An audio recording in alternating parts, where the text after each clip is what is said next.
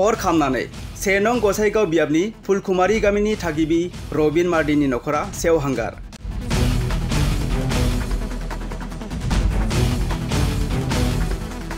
खौरांनि गेजेरजों मिथिनो मोननाय बादिब्ला 1 नं बियाबनि फुलकुमारी गामिनि थागिबि रबिन मार्डिनि न'नि साखाथियाव थानाय हाग्राखौ सोरबा सिनाय मोनै सुबुङा सावना गालांदों।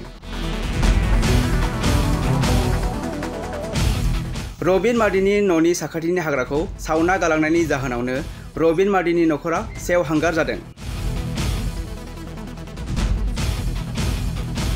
हाग्रायाव ब्लाव ब्लाव जोंनाय अरा रबिन मार्डिनि न'आव नांदेरनानै गासै गंब्रै न'आ खामनायजों लोगोसे नखरनि गासिबो गानग्रा जोमग्रा जिफोरजों लोगोसे जाग्रा आदारफोर आरो गासिबो नखरनि गोनां मुवा बेसादफोरा खामनानै सेवहांगार जादों।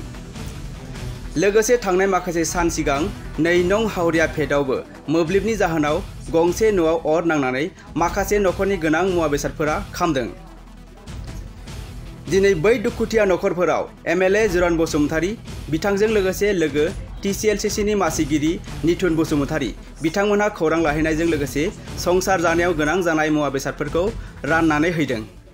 मैया दुखुनांथाव भाबै बे फुलकुमारी गामियाव रबिन मार्डिनि न'आ बहाय खामनानै सयहांगार जादों। गासै गंब्रै न' दङमोन आरो बे न'आव जिखिनि जाग्रा लोंग्रा माइ दै सि जोम गासैबो गासिबो खामनानै सयहांगार जाजोब्बाय। दा बेखौ मैया खोनानानै जोङो दिनै बहाय आङो नायनो फैदों आरो नुबाय थारैनो एखे सिलिंखार जाजोब्बाय। दा बे दुखुथिया नखरा थानो थाखाय जेबो गैया आरो जानो थाखायबो बिराद उसुबिदा जाबाय। मैयाबो एसे रेसन होफैनाय जादों, सि जोमबो होफैनाय जाबाय आरो दिनै फैनानै ट्रिपालबाव होनाय जादों। 2 ट्रिपाल लोगोसे गाननो माखासे जि जोम होनाय जाबाय आरो सरकारनि तरफनिफ्राय गासैखौबो अनसुंथाइ होनो थाखाय दा नायदिंगासिनो दङ। अलरेडि पुलिस रिपर्ट लानाय जाबाय आरो दा बावैसो जिहेतुके बे ओनसोला फरेस्ट रिजार्भआव गोलैयो, दा रेन्जार बिथाङाबो फैगासिनो दङ आरो गासैखौबो नायदिंखांनायनि उनाव गासैखौ रिपर्टखौ साबमिट खालामनायनि उनाव बेयावहाय जिखिनि खथि जाबाय खहा जाबाय बे खहा जानायनि थाखाय बे नखराव सरकारनिफ्राय माबा मोनसे अनसुंथाइखौ थाबैनो होनाय जागोन। फुंबिलि समावबो गुबुन मोनसे जायगायाव थांनाय नुदोंमोन। मा जायगा? दिनै आरोबाव जोङो मोनसे जायगायावहाय दहाय फुङावहाय नायबोदों। बे जाबाय हावरिया फेट नाम्बार 2। बेवहायबो दाखालि अर खामनानै पार्टलि बिनि न'आ एसे खहा जादों आरो बेखौबो दाखालि सरकारनि फालफ्रावबो नायनाय जाबाय।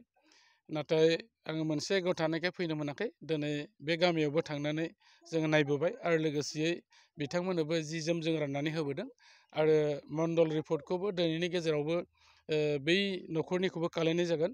गतिके मोननै नखरनो सरकारनि तरफनिफ्राय जिखिनि जोङो अनसुंथाइ होनांगौ रिपर्ट अनुजायै बेखौहाय होनाय जागोन। मा जाहोनजों अरखौ खोमदों होनना नोंथाङा सानो? दा मोननै दाबनै जायगा हास्रावबारि नाम्बार 2आव हावरिया फेट नाम्बार 2नि खामनाया जाहैबाय कारेन्टनि सर्ट सार्किट जानानै जादों होननानै जों मिथिनो मोन्दों आरो नैबेना जाहैबाय खाथियावनो मोनसे हाग्रा दङ। बे हाग्रायाव सोरबा अर सावनानै होलांदोंमोन आरो मानसि गैयैनि जाहोनाव बे हाग्रानि अरा बे न'आवहाय नांफैनानै बेवहाय खामनाय जादों होननानै जोङो बिथांमोननिफ्राय बेखौ मिन्थिनो मोननाय जादों।